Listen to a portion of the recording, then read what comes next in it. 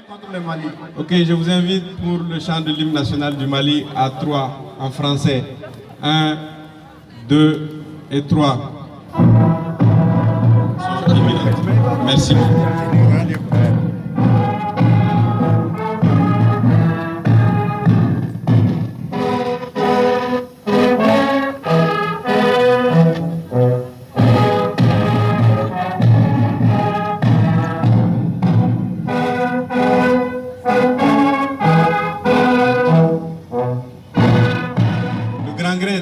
D'échange citoyen qui se réunit hebdomadairement à Bamako dans un quartier donné et qui traite de tous les thèmes qui touchent sur l'amélioration de la qualité de vie.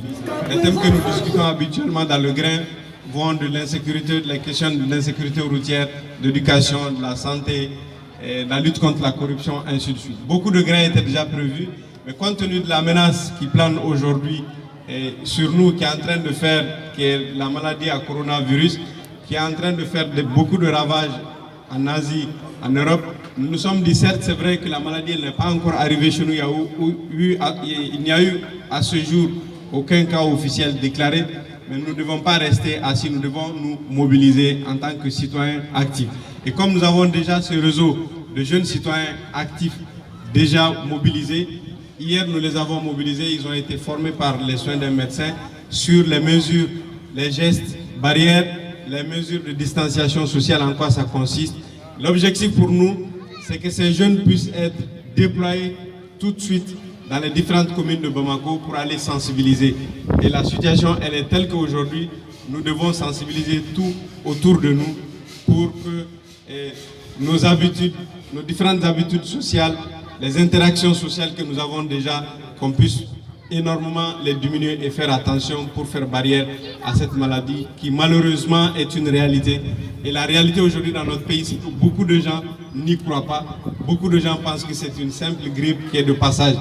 Nous ne sommes pas encore touchés, mais cela ne veut pas dire que nous devons rester immobiles. Donc c'est tout le sens de l'action de ce matin. Nous n'avons perçu de l'argent de qui que ce soit, d'aucune institution.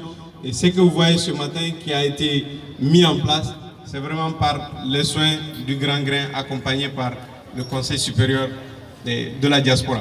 Donc, il est question pour nous de couper la tête au Covid-19 en nous déployant massivement.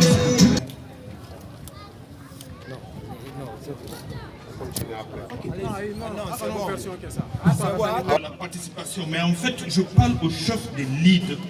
C'est eux qui doivent déployer exactement tel que nous l'avons fait, nous avons décrit hier.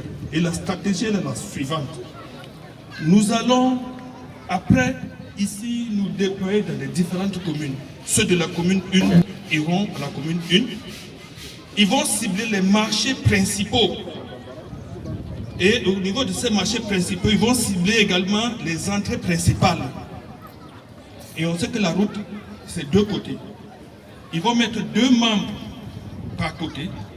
Et ces membres-là auront pour responsabilité de mener la sensibilisation auprès des passants.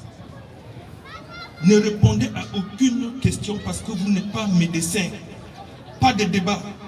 On ne parle qu'à ceux qui sont intéressés. Autre chose, ne parlez pas à une personne. Mettez toujours au moins 5. Mais la meilleure, c'est que les terminus de Sotrama, imaginez par exemple, le Sotrama, c'est à moyenne 20 personnes. Vous attendez dès qu'un Sotrama est plein, vous demandez au chauffeur et à son apprenti de vous donner 2 minutes. Et quand vous parlez à ces occupants de Sotrama, vous parlez à une vingtaine de personnes. Et quand on a parlé à 10 Sotrama, quand une personne parle à 10 Sotrama, il a parlé à 200 personnes.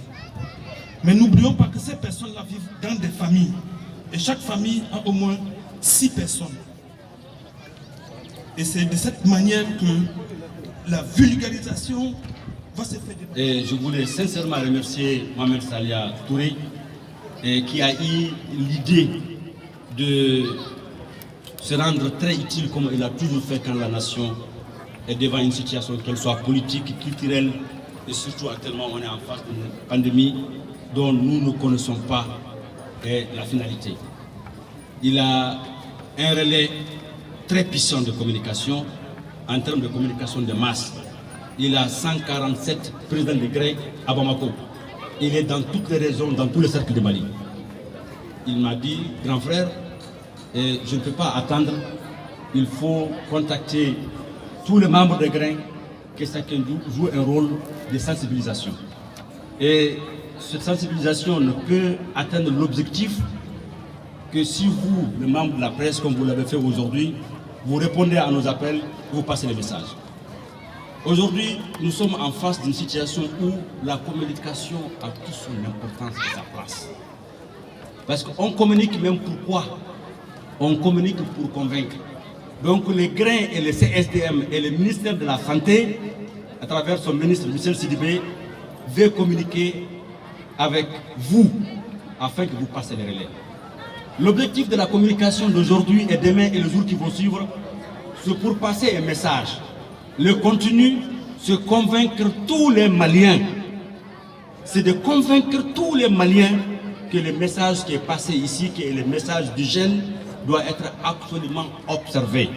Donc si nous communiquons d'une façon efficiente et efficace, constante et permanente avec les réseaux de grains et l'accompagnement du gouvernement, il n'y a aucune raison que tous ceux qui vont nous écouter, nous entendre, vont comprendre. Alors quand ils vont comprendre le message, la suite de cette compréhension, c'est leur adhésion à la cause. Adhérer à ce qui a été dit par le ministère. Il y a eu des directives qui ont été données. Le nombre de personnes qui peuvent se rencontrer. Et les distances qu'il faut observer.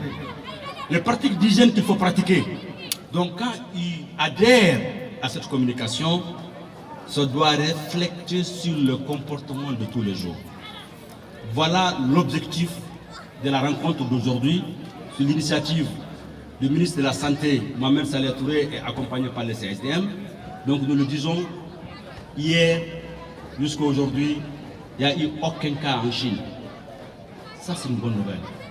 Et la Chine, c'est un pays, j'aime bien la démocratie, si vous pouvez l'appeler ainsi. Mais si un dictateur aujourd'hui peut nous sauver de cette maladie, je suis pour cette dictature. On a voté pour le président. Il est le président de tous les Maliens. Il a pris des initiatives bien avant que cette maladie arrive en Afrique. Il a réuni tous les ministres de la santé ici de l'Afrique pour prendre une position commune. Il a envoyé ce ministre Michel Sidibé en Éthiopie pour que l'Afrique ait une position commune. Mais nous disons aujourd'hui, nous sommes partants pour une dictature. C'est cette dictature-là qui va nous sauver et bien qui nous terrorise même, mais pour sauver des vies. Vous savez, la liberté d'un homme s'arrête là où commence celle des autres. Nous mettons nos libertés dans la main du gouvernement. Déclarez-nous ce soir, si vous voulez, un état général de guerre. Fermez tout. Loi martiale. Faites ce que vous voulez, monsieur le président, monsieur le premier ministre. Nous voulons sauver le Mali. On veut absolument entendre dans l'histoire que c'est arrivé partout. Ce n'est pas arrivé au Mali.